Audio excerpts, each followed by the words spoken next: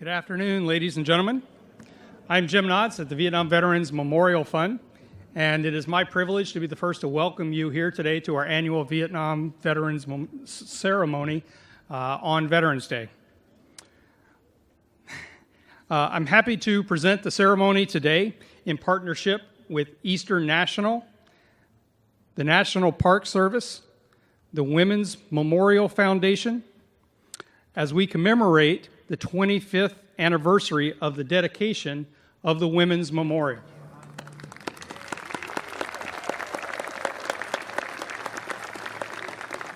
Before we begin the formal program, I want to recognize all of the Gold Star family members we have with us here today. All of those who have experienced the loss of a loved one and know all too well the sacrifices that our military families make. And finally, to those still waiting for the return of their loved ones who are listed as missing. Thank you for joining us.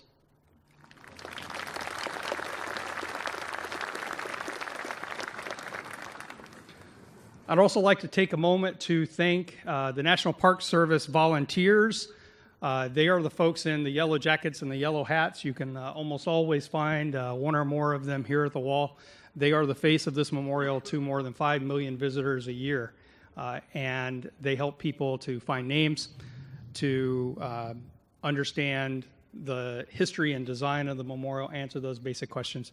And the work they do here cannot be stated strongly enough at how important it is to our mission here. So thank you to all of the yellow hats.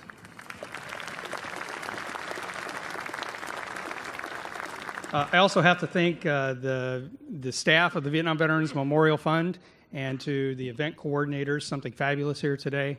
There are a couple of other groups I see here today, so I just want to say hello quickly. First of all, we actually have a group of Korean veterans of the Vietnam War with us here today.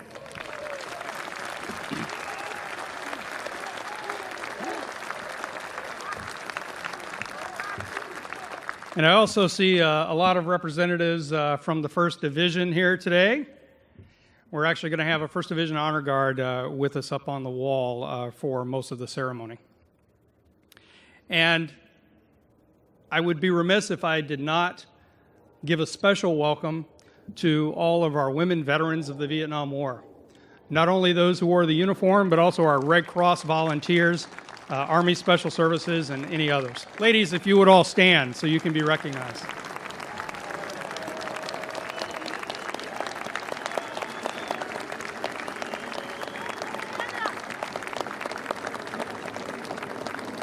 Thank you. Our program begins with the remembrance of our POWs and MIAs. I call your attention to our POW MIA chair, which occupies a place of dignity and honor on our stage. Let us always remember, never forget their sacrifices. Our invocation today will be presented by Chaplain Linda Pugsley, who served 2 tours in Vietnam as a flight nurse and then went on to pursue a career in the ministry. Please welcome Chaplain Pugsley.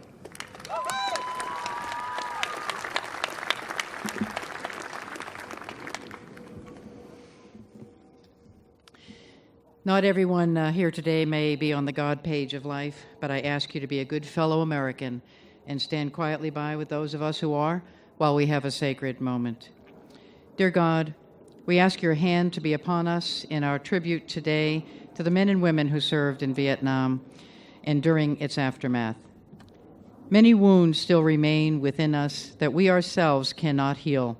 So I ask you to bless each one of these courageous people who, even though anger and agony may be their companions, they still press on. We have been so encouraged and honored these past few days, meeting with old friends and recalling the brave and robust times of our youth, times when our strength far surpassed our wisdom and our love of comrade and country far surpassed our own understanding. We look to you, O God, to give us strength to share the stories of these brave men and women who sacrificed so much to support our country's pursuit in assisting Vietnam to attain their freedom, a freedom that often neither they nor we have achieved. Bless us now, Lord, as we stand with honorable pride, celebrating our Vietnam veterans and also the 25th anniversary of the Vietnam Women's Memorial, the symbol of honor and strength, the symbol of what is right with America, the symbol of the finest threads of America's cloth. Help us not to dwell on the burden of the loss and death that we had to bear, but rather rejoice in the fact that we were able to walk out of that smoke and fire of a long-ago war. We desire to continue helping each other to heal, to grow, and to continue the legacy and destiny set before us. Lord, may we all rejoice in being good and kind Americans. May we be part of what unifies our great nation and not what divides. We ask your continued protection, wisdom, and justice as we go forth with this solemn occasion. I would like to ask a special blessing on our special warrior woman, Diane Carlson Evans, for her vision and victory in attaining our memorial.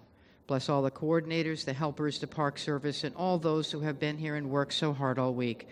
Please, Lord, send your choicest favor to the brave men and women who gave so much to serve so valiantly in Vietnam. With humble hearts we pray, amen.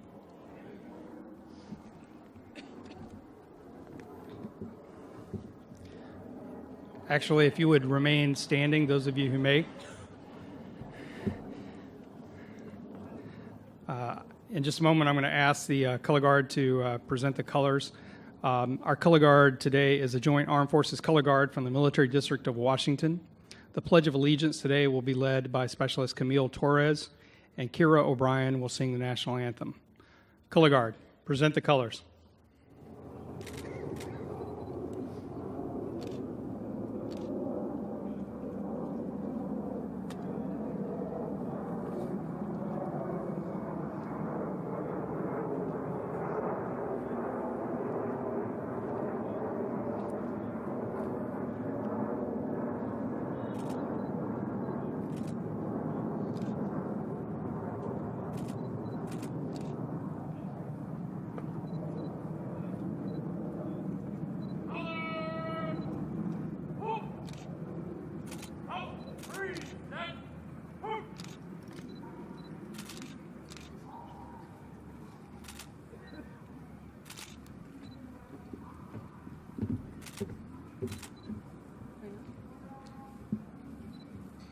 I pledge allegiance to the flag of the United States of America and to the republic of which it stands, one nation, under God, indivisible, with liberty and justice for all.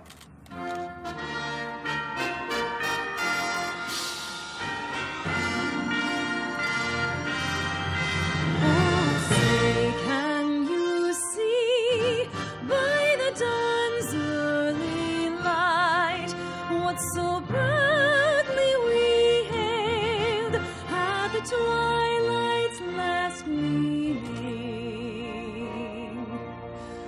was brought stripes and bright stars through the perilous fight, o'er the ramparts we watched were so gallantly streaming, and the rockets went clear, the bombs bursting in air, it flew through the night, not a flag was still there.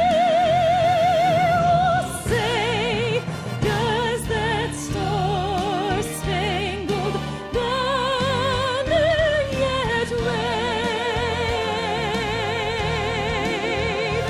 o'er the land of the free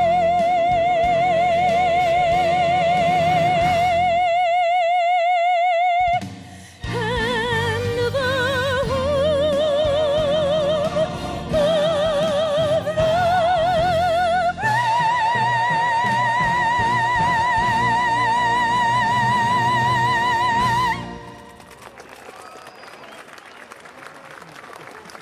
Please remain standing.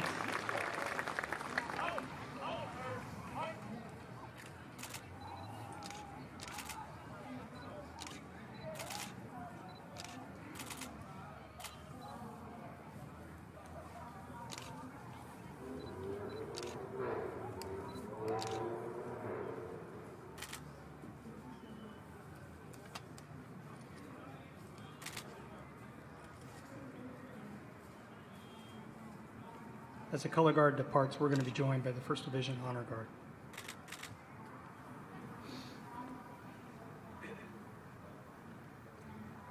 It is now my pleasure to introduce Diane Carlson Evans. Diane is the founder of the Vietnam Women's Memorial Foundation. A former captain in the Army Nurse Corps, she served in Vietnam in 1968 and 1969. She worked in surgical and burn units in Vietnam, and her firsthand knowledge of the casualties of the Vietnam War led her to a 10-year mission to build the Vietnam Women's Memorial. Dedicated in 1993, the memorial is a lasting tribute to the 265,000 women who served during the Vietnam War. Please welcome our Master of Ceremonies today, Diane Carlson Evans.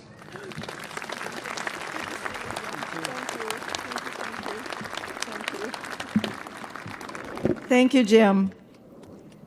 We have enjoyed working with the National Park Service and their dedicated staff now for 25 years. They have helped us provide ceremonies and programs for veterans and the public here and at the Vietnam Women's Memorial.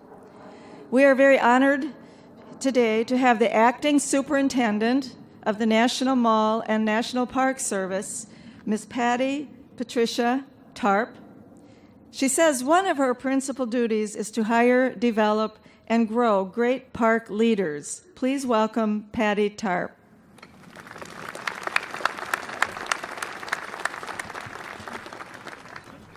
Thank you, Diane.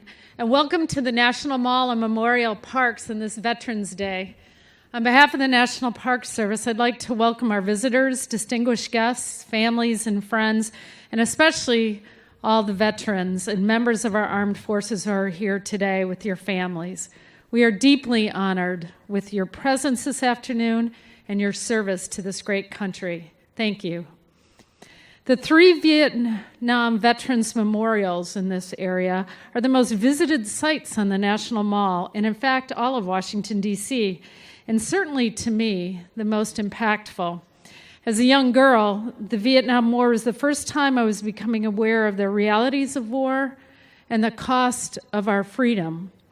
Now I stand here today proud to be the superintendent of these sites, standing here near the Vietnam Women's Memorial, recognizing the 265,000 women, all volunteers, who served during that war. For the past 25 years, the National Park Service has cared for the Vietnam Women's Memorial and all of these sites, and will continue to do so, that future generations of Americans will never forget the war and the women and men that served in that war. Thank you to our wonderful partners in this endeavor, the Vietnam Veterans Memorial Fund, and especially its President and Chief Executive Officer, Jim Nat'l. And thank you to Diane Carlson Evans, founder of the Vietnam Women's Memorial Foundation. Those two individuals and the organizations that they represent are truly our instrumental partners in our work to maintain these memorials for the benefit of future generations of Americans. I also want to recognize the National Park Service staff and volunteers who maintain this magnificent memorials and help educate more than 5.5 million visitors who come to the memorials each year.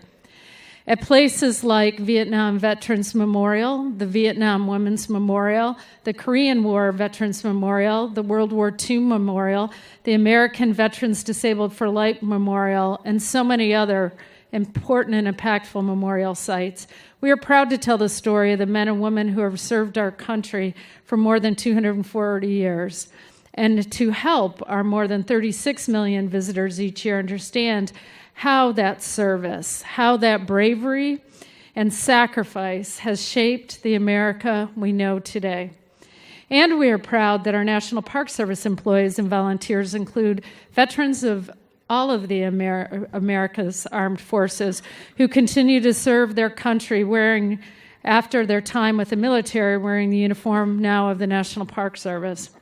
From employees like Dina Lowe, a United States Air Force veteran, of Desert Storm, who serves in our facilities division, keeping these monuments looking beautiful. And like Rivka Juarez, a United States Marine Corps veteran who keeps park headquarters running and my office running like a well-oiled machine every day. We are proud that veterans play such an important role in the care and administration of our monuments and memorials. I encourage all of you to seek solace and inspiration on this important Veterans Day, not only from this memorial, but from the many other sites that recognize and pay tribute to America's heroes, many of you sitting in this audience today. The Vietnam Women's Memorial and others like it provide a reminder of our nation's commitment to its veterans, to our veterans, and give all of us a tangible way to recognize those who served and those who continue to serve our great nation. Thank you. Thank you, Ms. Tarp. Welcome, my sister and brother veterans, distinguished guests, families, friends and visitors, our Gold Star mothers and Gold Star wives. Today, we salute all women and men who served before us, with us, and those currently serving around the world today. Let us not forget the warriors. 25 years ago, I welcomed you to the dedication of the Vietnam Women's Memorial by saying, "And the sun is shining on us." And it is again. It came out just for us today. Yesterday, not. Today, yes. It was a day of deep pride and honor for all veterans. And today we are blessed by being together again and graced with memories of those men and women who we have loved and lost. We remember them. Our experiences, forged in struggle and pain, and molded in those young, impressionable years, 50 years ago for most of us, prepared us for who we are today. At this time, it is with great pride. I know Jim already did this. You stole my thunder, Jim, but that's okay, because we can do this twice. All the military women and civilian women who served in support of the armed forces, stand or raise your arm. We want to salute you. And remain as we applaud. Thank you for your courage. Thank you, thank you, thank you.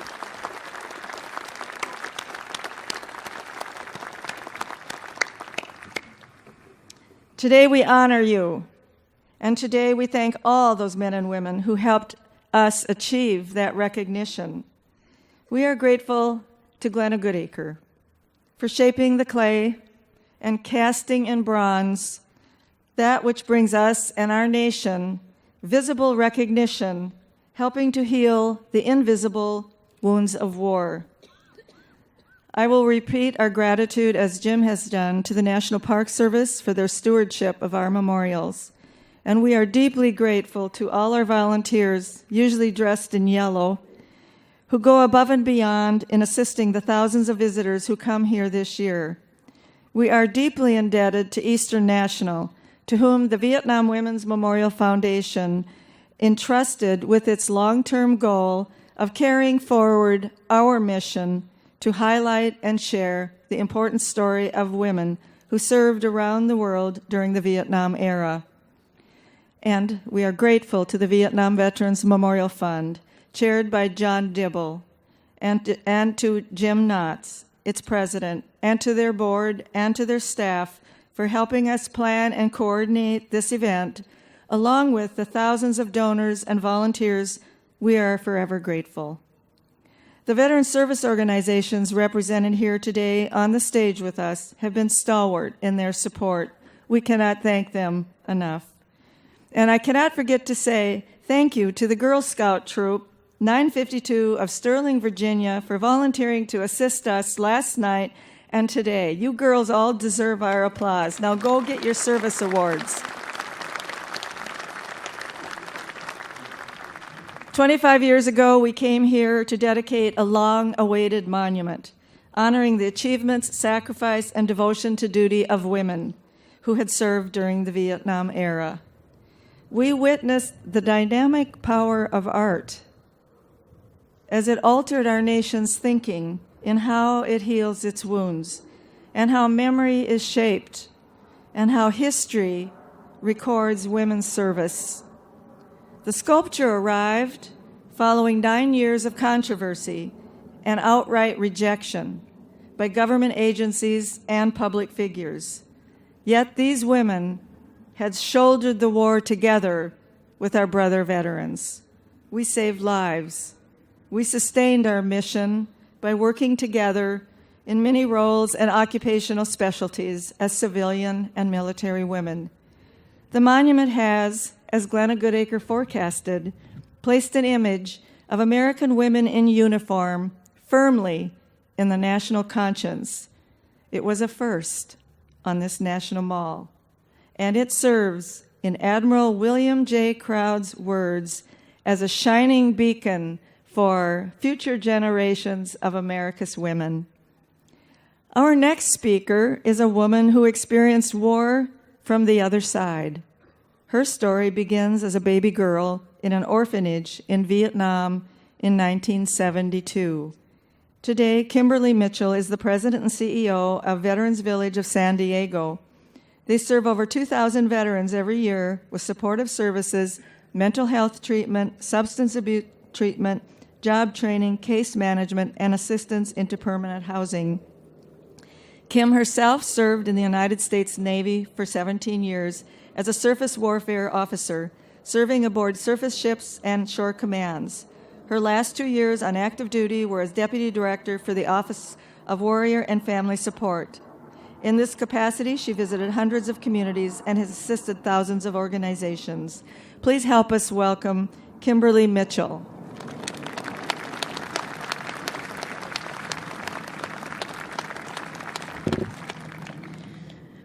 Good afternoon. I am so deeply honored to be here and humbled to be here today with you in this spot on this most amazing, beautiful day with all of you.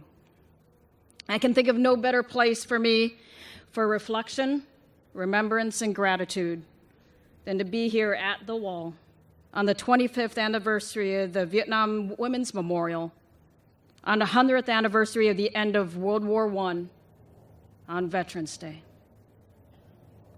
So even though I was introduced with a little bit of my background, I'm going to give you a little bit more of my story because I think it needs to be told. In 1972, when the North Vietnamese were advancing into Quang Tri, a South Vietnamese Marine and his company were assigned to evacuate the village and to blow up the My Chang Bridge just south of the village. Right before they blew up the bridge, one last survivor stumbled across the bridge, and when they went to investigate, they saw he was carrying a hat with a baby wrapped inside. And when they asked him where he found her, he said, "I found her alongside of the road. Her mother had been killed, and she was trying to nurse on her dead mother." So the South Vietnamese Marine took the child from him and carried that child from Quang Tri down to Da Nang to the Sacred Heart Orphanage. And when he presented this child with no name to the nuns asked him to name her. And so he gave her the name that translates to precious pearl, which is Ngoc Bic.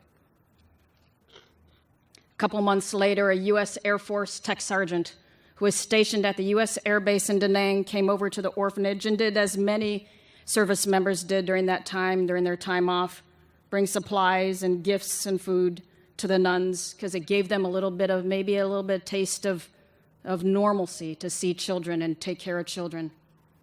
And when he placed those supplies into the nun's hand, they placed a baby named Ngoc Bic into his arms, and he fell in love. And in September of '72, I was adopted and brought over to the United States to start my new life.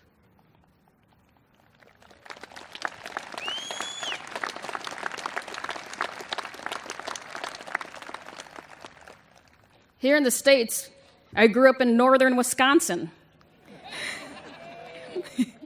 because sometimes people like me should grow up in a real cold place. But I knew one thing. My family was all about service honor, and country. And those core values of my family translated to my desire to serve our country.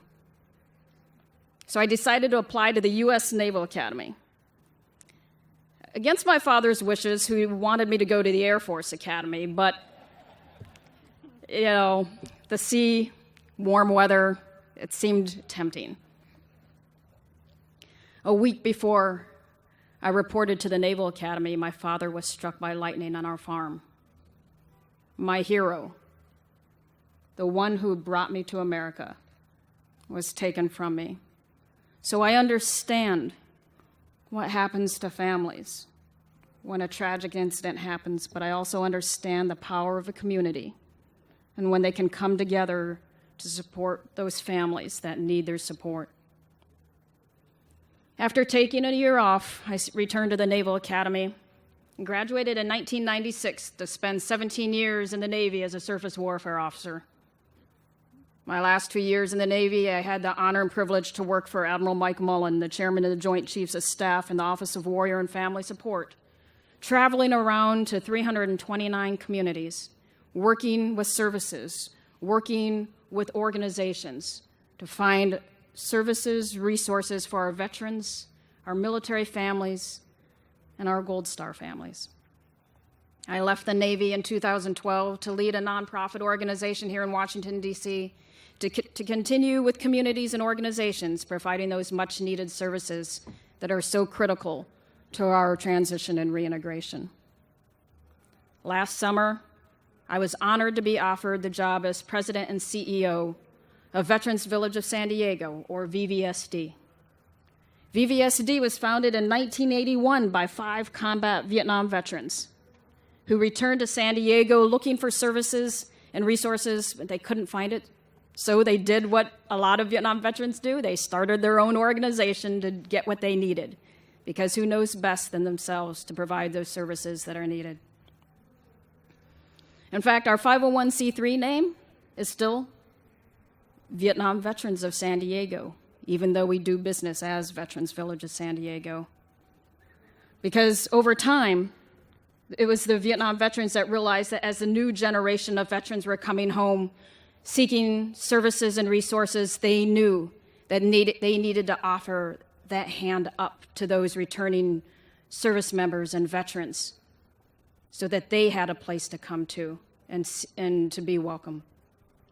As the first non-Vietnam veteran CEO of VVSD, I understand and recognize and appreciate the leadership of Vietnam veterans that they give not only to the organization that I lead now, but the inspiration that Vietnam veterans provide to the younger generation of veterans returning home all across this great nation.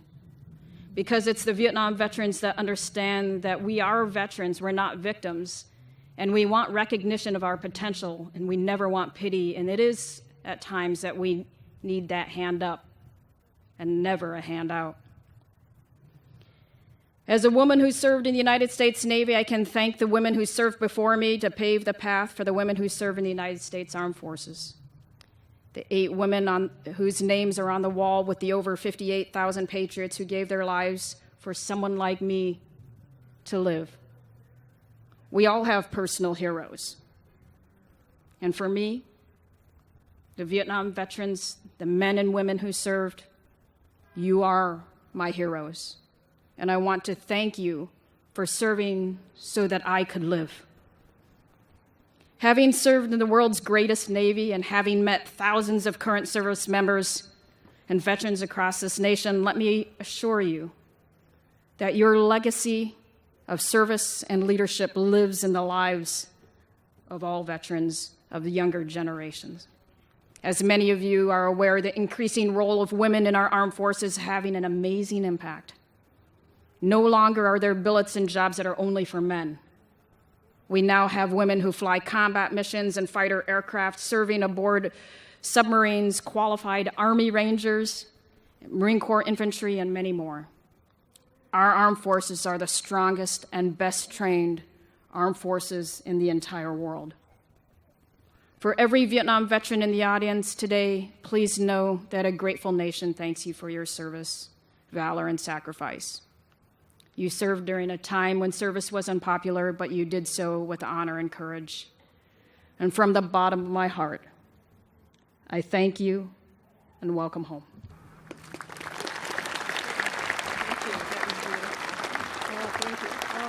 I'm glad you came home. So proud of you. Thank you.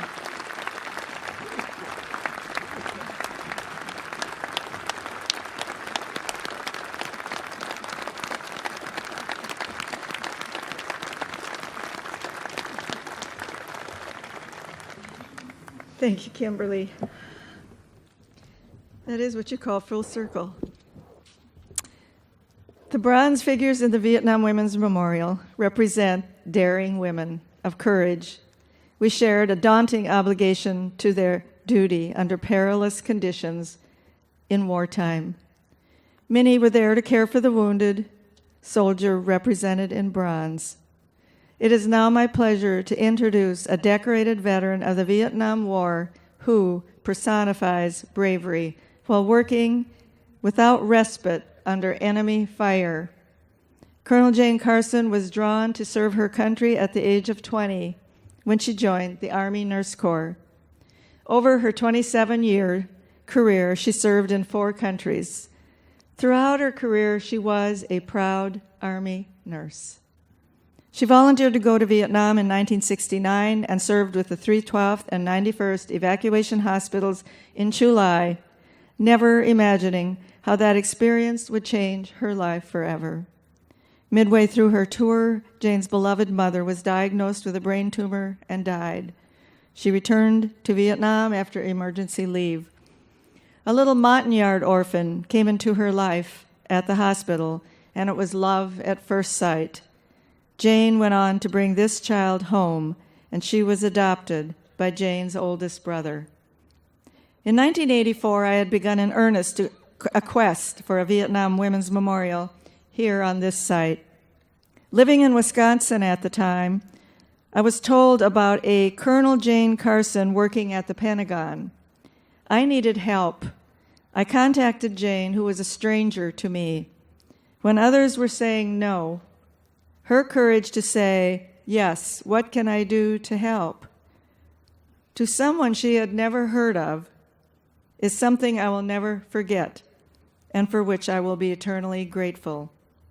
Later, she told me how the memorial brought her out of the shadows and changed her life. It saved her life, and she went on her healing journey.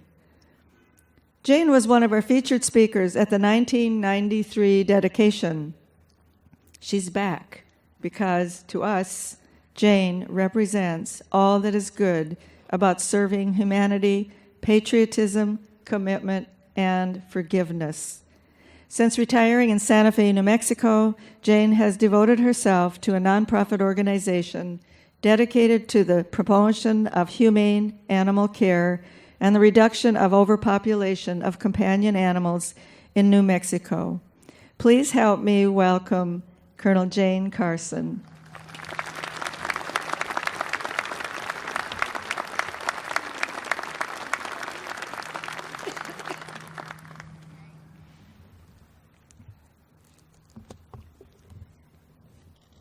Honored sister and brother veterans, friends, and guests.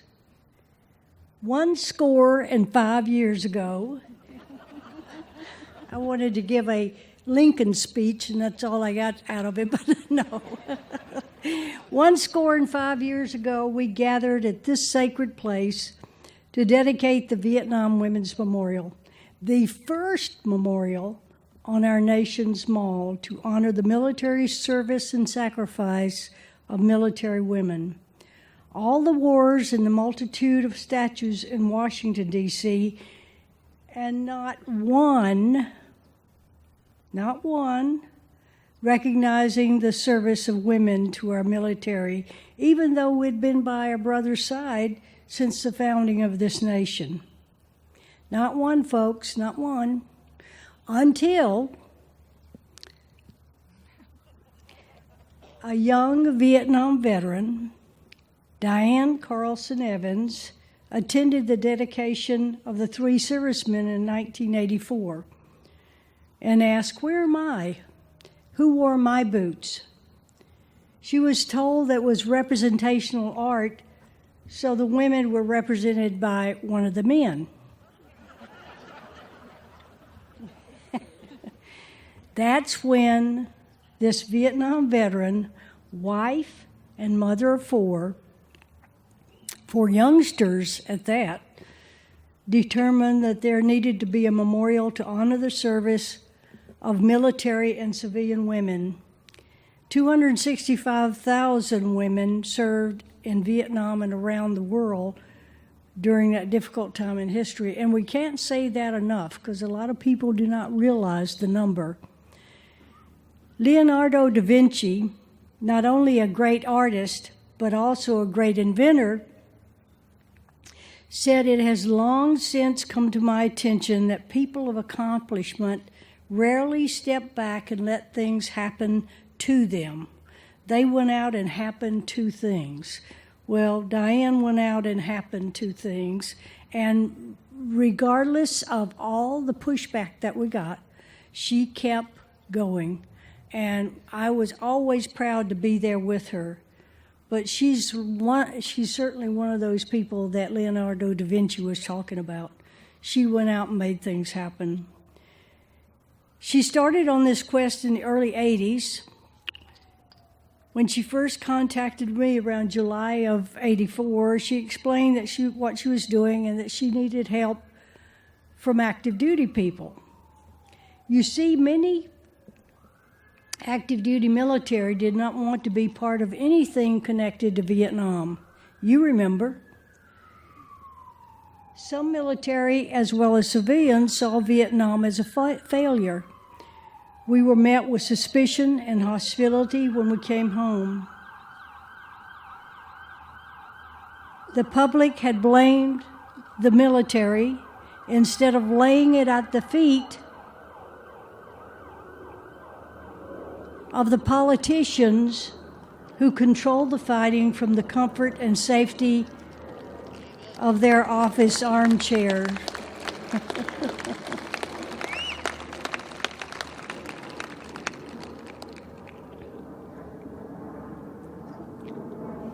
Add the woman component, and most people did not think that a memorial honoring women Vietnam veterans could succeed.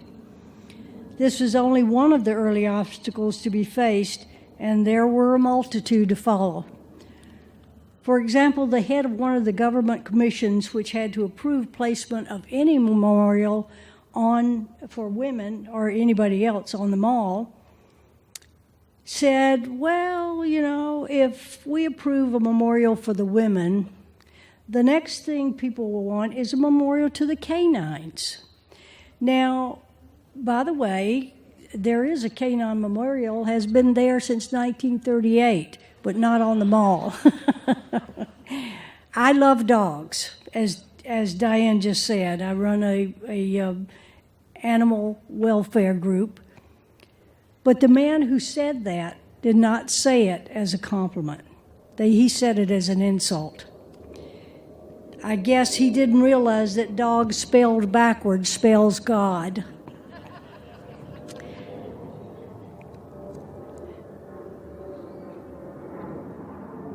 Dogs have helped us on the battlefield of active duty as well as the battlefield of our personal struggles as veterans.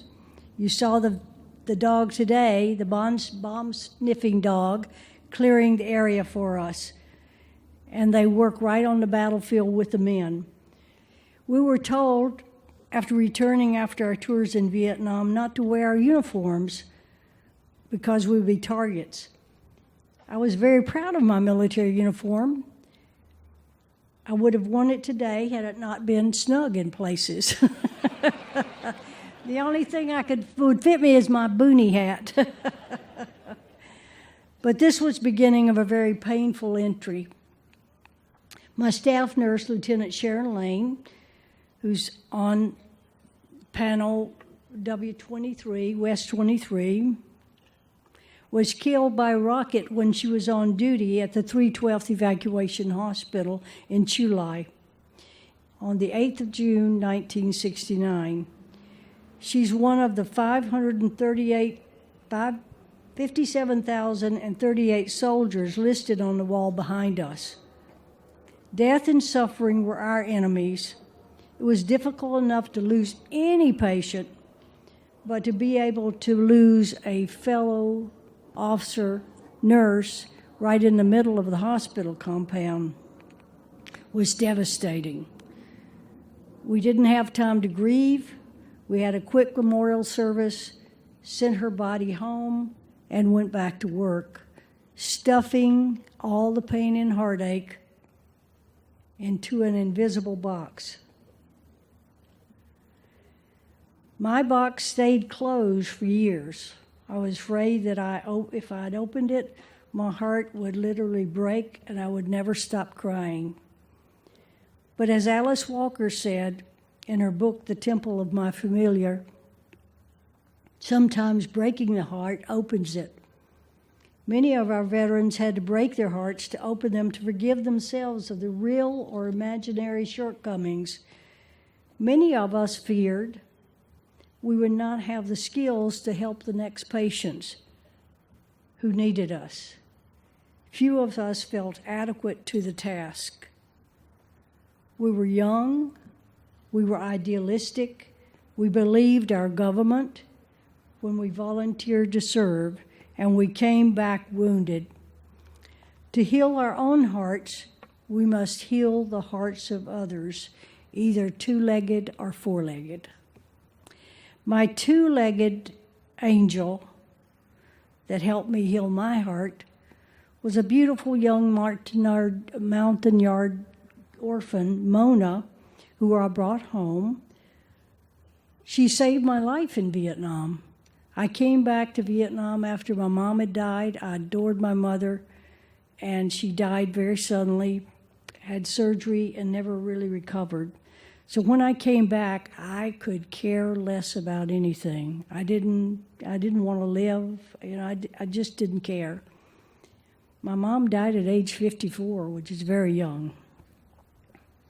So Mona was my first angel, and my four-legged angel was a little dachshund named Josh, almost 20 years later, when I was in Korea for a second tour, and I was on my knees about ready to commit suicide, and he came up with his little stinky breath, licked my face, and brought me back to reality. Angels like Mona and Josh provide commitment and responsibility larger than self. I needed this kind of commitment to truly heal. Veterans journey, veterans struggle, veterans blossom, and then they can start to heal. Vietnam never goes away, as many of you know in the audience. You just have to incorporate it into something positive into your life. We rise to the occasion with both a focused sense of justice and an open heart, just as Diane did to lead us here today. It took 10 years for the government to recognize PTSD existed in men who had served. It took another 10 years for women to be recognized as having been in combat. While the men had been in physical combat, the women were at the bedside trying to comfort the dying and make suffering a little less. Guerrilla warfare was all around us and on top of us. We didn't know who the enemy was. Rockets in our area were almost weekly occurrence. After Sharon was killed by a piece of shrapnel, we no longer went to the bunkers. What was the point? So what does the memorial mean to those of us who carry so much grief from so many years ago? To me, it is a place of healing, hope, compassion, and love. It is a place of healing, not only for the women, but also for the men who come to thank someone they remember as critical to their survival. It is a place of hope that wars will be the last option to solving problems. And it is a place of compassion and love that no veteran, regardless of their gender, will ever be forgotten. The only reason we're here today is because of Diane Carlson Evans. Please, yes, let's hear it.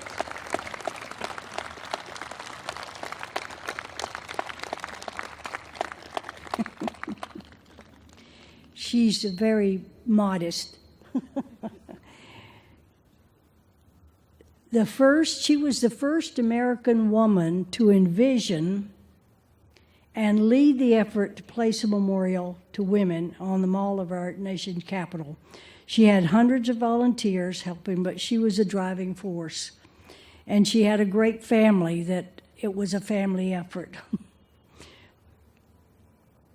Because of Diane and this beautiful statue by Glenna Goodacre, the Vietnam generation of women veterans will not allow any other generation of women veterans to go unrecognized. Education, research,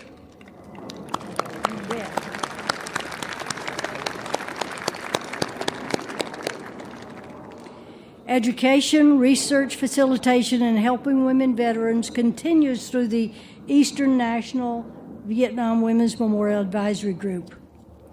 The Circle of Healing was completed when we dedicated this memorial 25 years ago. The Circle of Healing was completed when we dedicated this memorial 25 years ago. We do not have to move mountains to make a difference in this world. In every heart we touch, in every life we change, in every thought we inspire, we give hope to a different and better future. Welcome home, my sister and brother veterans. Welcome home.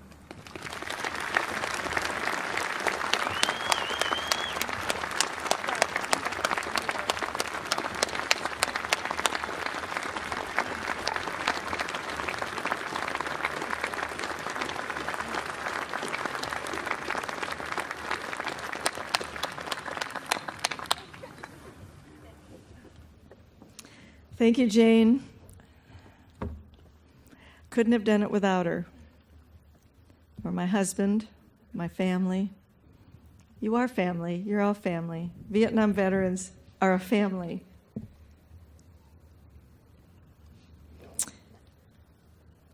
Once again, we are blessed during an anniversary event to have Carol O'Brien sing our dedication theme song, Till the White Dove Flies Alone.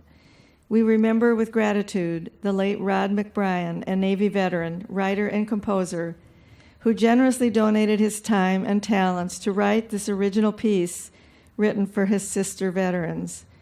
Rod has passed away, but his music lives on, and his spirit is here today. And when he called me 26 years ago to say, I want to write a song for the dedication, I said, I don't know who you are. What kind of songs do you write? I don't really like country music. And he said, well, it'll be patriotic. And I said, well, yeah, but what if we don't like it? And I was just not very nice, I guess. I was like, what does he want, money? And I said, we don't have money. We don't have it in the budget. We can't pay a composer. He said, I'm not asking for money. I said, oh, write your song and we'll see if we like it.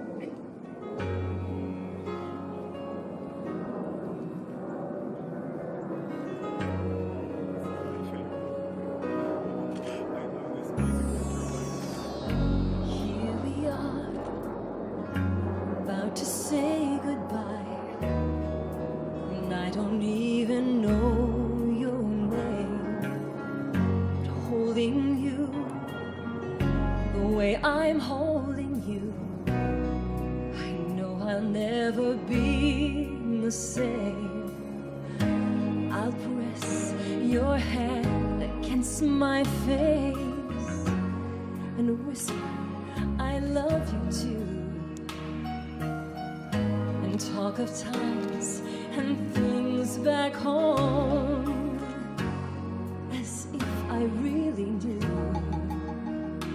You are brave beyond your years with the heart of an eagle, yet the soul gentle as a dove. And for the one you wish were here, I'm crying every tear. For tonight, I'll be that one you love. So rest your head, let my body be your pillow, keeping awake right here will I be. I'll share your pain through fire and rain, for part of you is now a part of me.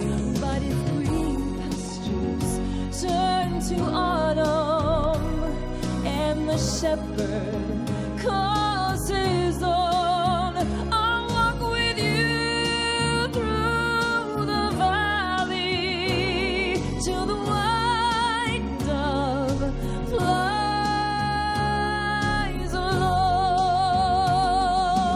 Beyond your years with the heart of an eagle, with a soul gentle as a dove. And for the one you wish were here, I'm crying every tear. For tonight, I'll be that one you love. So close your eyes, let my body be your pillow, keeping awake right here will I be. I'll share your pain through fire and rain, for part of you is now part of me. But if green pastures turn to autumn and the shepherd calls his own, I'll walk with you through the valley till the white dove flies alone,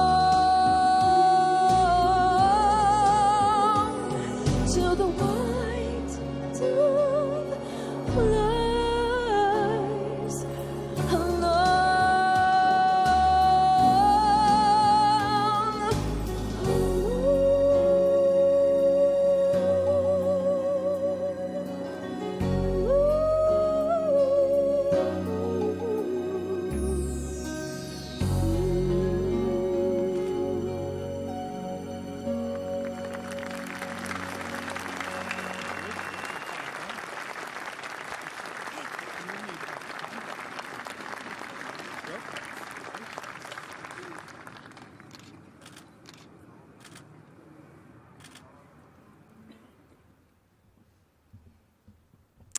Rod McBride, thank you, and please forgive me for what I said.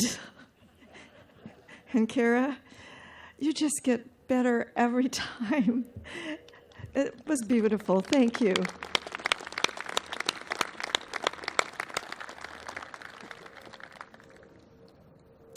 It is now my honor to introduce a very special veteran and friend who, when asked, would probably simply say he is a proud Vietnam veteran, a patriot, and then softly say that he is also a Gold Star father. Drafted at 19 and trained as a 91B combat medic in 1966, he volunteered to Vietnam duty and was assigned to the recon platoon of the 2nd of the 1st Infantry, 196th Light Infantry Brigade and I Corps. During those turbulent times of 67, 68, he received the Combat Medic's Badge, Purple Heart, Bronze Star, and several Army Commendation Awards. His family's century of military tradition reaches back several generations. More recently, both his fathers were drafted in World War I, served in the 1st Hawaiian Infantry Division, the organic unit from which the 24th and 25th Infantry Divisions were formed at Schofield Barracks in Hawaii. He will smile with a great degree of pride to also explain that his O'Ana family includes many Wahina women, warriors as well, including his mother, who as a high school senior wore the uniform of an Army Air Corps volunteer on the island of Kauai. Like all combat medics you will ever meet, he cherishes the honor of being called Doc by the men who stood on his left and right in combat. Being a combat medic to him was more a calling as opposed to an MOS. Following his Army service, he returned to civilian life and pursued an educational endeavor which resulted in his becoming an attorney practicing in Hawaii. His legal career spanned both public as well as the private arena, including time as a state judge. Perhaps the greatest accomplishment he enjoys, he shares with his wife, his two sons who wear or wore the Army uniform. First Lieutenant Nainoa Ho, infantry officer, killed in action in Mosul, Iraq. And Staff Sergeant Nakoa Ho, Scout Platoon 44-2 of the 100th Infantry Battalion. Alan Doc Ho wears many hats, including former board member of the Vietnam Women's Memorial Foundation, the president of the 25th Infantry's Division Memorial Foundation, civilian aide to the Secretary of the Army, and last but not least, president of the Honolulu Polo Club, where he has played the exciting and ancient warrior sport of polo. Before I ask you to welcome Alan, there is no more affectionate term outside of donut dollies that we have than Doc. Would all the docs in the audience please stand and help welcome Alan Ho? All you docs.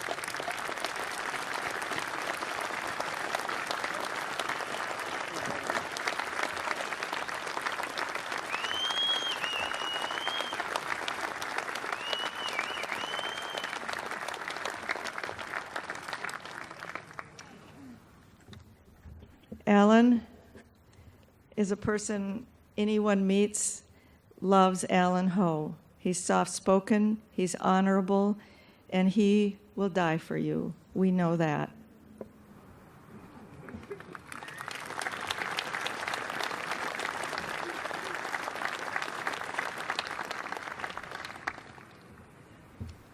Wow, I should just leave now. Diane, Jim, sister and brother veterans, families, and friends. With your permission, I would like to begin my presentation with a special Hawaiian chant or prayer.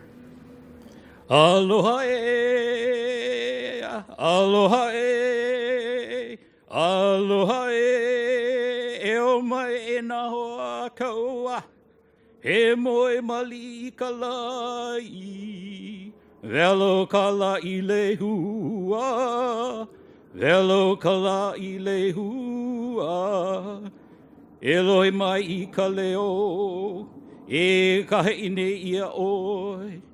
Velo kala I lehua, velo kala I lehua, aloha e, aloha e, aloha e. This Hawaiian chant calls to the fallen warriors who now sleep peacefully in a place where the sun sets. Its origins and antiquity connects all warriors, past and present. Reciting it at the wall, honoring the spirits of warriors provides redemption of mind and spirit in a tribute to those we honor. Their sacrifice makes it our duty to remember their gift of freedom. Earlier today at the 11th hour, we paused for a moment to listen to the bells which rang in remembrance of the centennial of the cessation of the Great War and the many American patriots who fell on foreign fields where the poppies now bloom. Today, celebrating the 25th anniversary of the Vietnam Women's Memorial is an honor to the legacy of service of all women veterans. We honor the legions of brave young women who have worn our nation's uniform. It is long overdue. Women have stood shoulder to shoulder with their brothers, proudly serving, sometimes fighting, and sadly, also giving their last full measure of devotion for those precious things we all hold so dear, our freedom and our liberty. We remember Army nurse Edith Ayers and Helen Wood, who on May 20, 1917, became the first female members of the U.S. military killed in the line of duty. You know, recently someone shared a perspective with me, which I think for myself and many others, we've taken for granted for a long time. Hey, Doc, don't forget, every soldier has a mother. You know, it struck me as a powerful expression of reality. Our mothers gave us life, nurtured, clothed, and kept us safe, loved us unconditionally, and supported all of our endeavors. Many of our mothers were also soldiers, and young. Mine was at age 17. Yet somehow, we have failed to honor their service and sacrifice in the way we have for our fathers, our brothers, and sons. We let them be invisible. But then, God gave us Diane Carlson Evans. You know, the world would soon understand that what we Vietnam combat veterans knew. The nurses were our angels of mercy. Diane celebrated, as was explained before, at the completion of the wall, and then spoke out when the statue of the three soldiers were installed. I didn't know her then, but her voice resonated. What about the thousands of women who served in Vietnam and the 8 nurses who gave their last full measure? Her voice inspired a call to action, which we celebrate today. Diane changed the Army culture in ways she probably will deny. But since the Army has declared the month of March as Women's History Month, honoring the legacy of women who have served and continue to serve our United States Army, to simply say we have come a long way is truly an understatement. Women now command the long gray line at West Point, are Army Rangers, and serve in combat arms units. They wear Purple Hearts, have been wounded or killed in combat, and many have received combat awards for valor under fire. But more importantly, they have done so willingly with the desire to make a difference. Today's men and women amaze me as they do so in a time of uncertainty and war. All of us, or most of us, can remember the 1960s as a decade of incredible chaos and change in our national psyche and our own personal lives. All of us remember the Beatles, the Stones, and rock and roll, flower power, Haight-Ashbury, and the near clash of nuclear powers in the Caribbean. Assassinations of beloved world leaders, the struggle for equality for all Americans, killings on college campuses, riots in the streets, and yes, our evolving foreign policy, which brought Vietnam into our daily discussions. Back then, evolving technology allowed the world to see nightly the cruel reality of war, which some of us were experiencing on a daily basis. The wall before us is a special place of healing, a place of solace for the loved ones of those who did not return. It is also a place of miracles. As a 20-year-old combat medic, I volunteered to go to war, the Vietnam War. I was young, immortal, seeking adventure, wanting the combat experience. There, but for the grace of God, I could easily have been a statistic, like the nearly 50 young soldiers I had served with, whose names are carved in granite behind me. 29 years ago, my 12-year-old son, Nainoa, stood with me here at the wall, where I introduced him to 18 of my buddies from Recon Team Snoopy, who gave their last full measure on Mother's Day, 1968. When Nainoa touched the names of my buddies, he also happened to touch the name of a warrior from Idabel, Oklahoma, First Lieutenant Edward Guthrie, who some 37 years earlier, Edward commanded Charlie Company 321 Infantry, the Gimlets, the same platoon that Nainoa was to later command in 2005. Like Edward, he would die while doing so. Is it fate? Was it karma? Another curiosity is that on Mother's Day 1968, in the battle which claimed 18 of my men, a forward air controller pilot was directing airstrikes which saved the rest of our unit. James Gibler, whose son, Lieutenant Colonel Michael Gibler, was my son's commander in Iraq. Is it fate? Karma? For a while that puzzled me, but I've given up trying to explain it. To me, it simply is. We honor all our beloved nurses whose caring ways have healed body, spirit, and mind. Each Memorial and Veterans Day, we conduct a talk story program at the Vietnam Women's Memorial. A very intimate and personal experience for veterans and servicemen and women, which allows them to share their story at this sacred place. I can vividly recall one such day, Memorial Day 2005, when Army nurse Paula Coughlin was invited to share her Iraqi experience. I met Major Coughlin. While giving her a lei, she leaned forward for me to place the lei over her shoulders.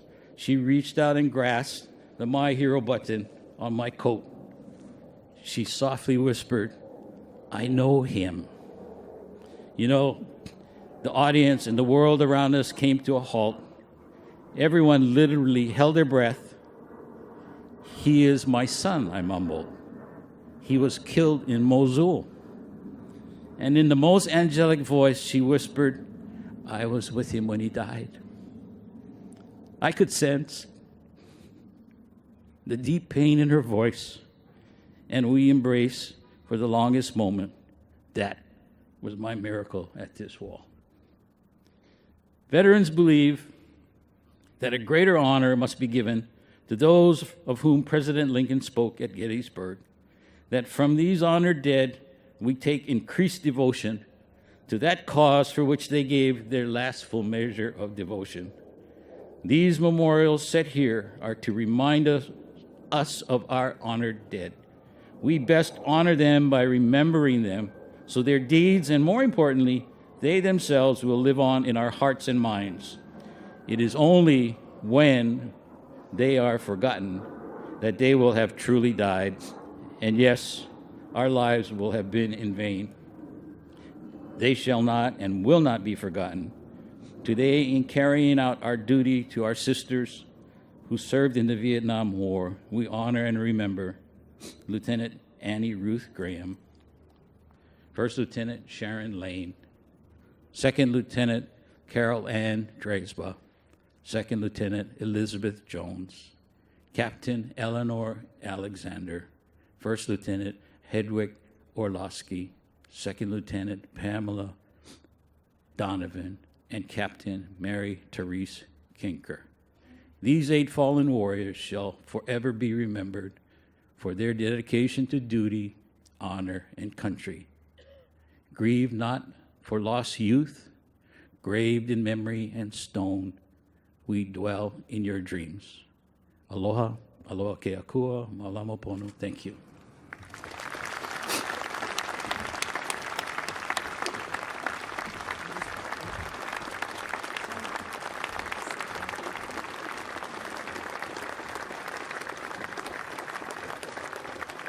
This concludes our program. Thank you for coming. May our veterans of all wars and all future veterans coming home find healing and peace, find joy in living, and we always be there for them. Jim Knotts will now announce the procession of wreath laying at the wall. Please remain seated or in place until after the Park Police have exited the pathway. At that time, would all women veterans, military and civilian, move to the statue and circle it for a group photograph. This is after taps has been played and the wreaths have been presented. Thank you. Jim. Thank you. Oh, We it's my did it. pleasure. We did it. Thanks, Diane and Jane and Alan and Kim, all of our speakers here today for a great ceremony. Now, allow me to direct your attention to the representatives of the veteran service organizations that are going to participate in our tradition of laying wreaths at the Vietnam Veterans Memorial in honor of the fallen. While the wreath layers get into position, I'd like to share just a few highlights of what's been a busy year for the Vietnam Veterans Memorial Fund, the founders of the Wall. In 2018, we unveiled an all-new traveling exhibit with a 3/4 scale replica of the Wall and a new mobile education center and exhibits. We visited 38 communities around the country, and attendance this year was 60% greater than in 2017. Our Wall of Faces project to put a face to every name on the wall is getting very close to completion. We now need just more than 1,800 photos in order to have at least one photo for every name on the wall. This progress has been made thanks to the efforts of dozens of volunteers around the country. We simply couldn't have reached this point in the project in this amount of time without their dedication and support. In June, we inducted 345 Vietnam veterans into the In Memory Honor Roll, which honors those men and women who served in the Vietnam War and later died as a result of their service. I'm proud to say we installed a new and improved In Memory plaque just a few days ago. The new bronze plaque on a stone base is raised, angled, and the lettering is more visible. Thanks to our partners at the Associates of the Vietnam Veterans of America for leading this effort to improve the plaque.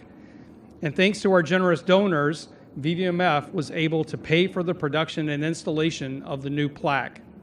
A rededication ceremony is being planned, and we hope with our partners, the Park Service, will be able to do that on about December 7th. Those who haven't seen it, the plaque is actually up on the plaza with the 3 servicemen statue. A couple of months ago, our board of directors had to make the difficult decision to transition our efforts away from a permanent building for the education center. However, we are hard at work creating an online education center and other technologies to teach visitors about the memorial and the Vietnam War era. You may have seen the signs around the memorial site encouraging you to download our latest mobile tour phone app. It lets you find specific locations of names. You can scan a name on the wall and have it bring up their page on the Wall of Faces. You can learn more about the design and history of the wall, the statues, and the in memory plaque. And I encourage you all to download the app before you leave today. Through all of these activities, we maintain the commitment of the wall, the commitment the wall was built on, to never forget. I will now read the names of the organizations as they lay their wreaths. Everyone, please stand if you are able. While the wreaths are being laid, you will hear bagpiper Chris Jackson playing Amazing Grace. Today's ceremony will close with the playing of taps by Gunnery Sergeant James McClarty. Those laying wreaths: the National Park Service,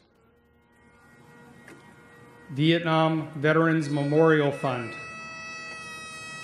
Vietnam Women's Memorial, Eastern National, Gold Star Wives, American Gold Star Mothers,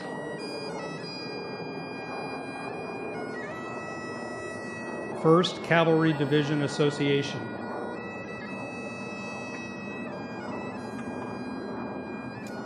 the American Legion,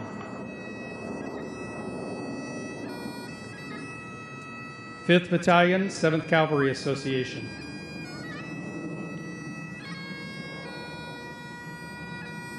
American Red Cross Overseas Association, Operation Freedom Bird, Army Special Services,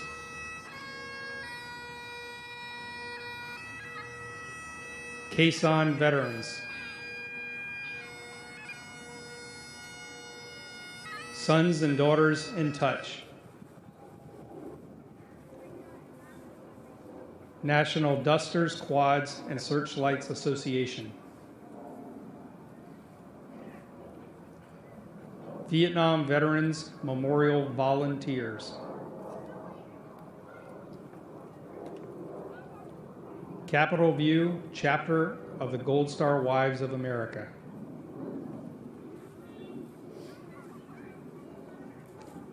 Vietnam Veterans of America, Military Order of the Purple Heart, Associates of the Vietnam Veterans of America, Paralyzed Veterans of America, Disabled American Veterans, 8 o'clock to 9 o'clock PTSD class, Washington.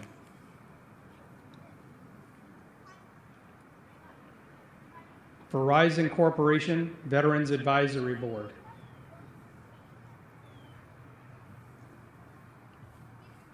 '25th Infantry Division Memorial Association,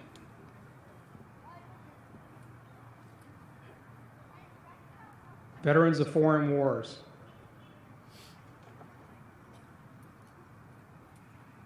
'101st Airborne Screaming Eagles,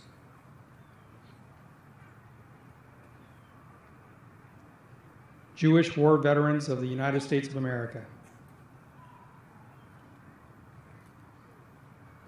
Tan Sanut Association, 82nd Airborne Division, AMVETS, and to all the other organizations here with us today.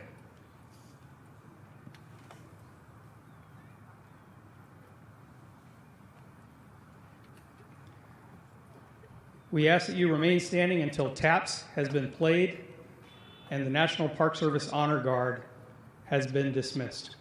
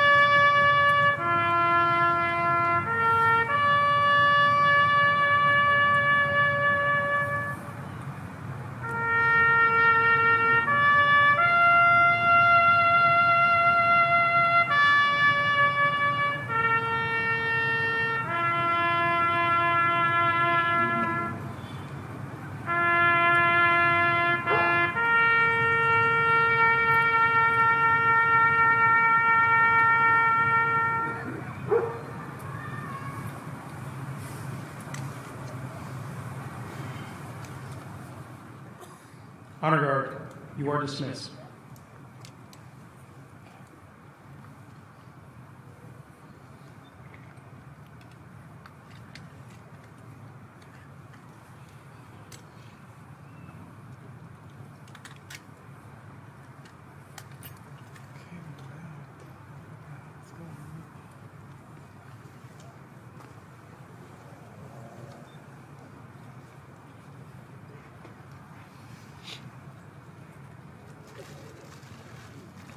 This concludes our ceremony. Thank you for coming.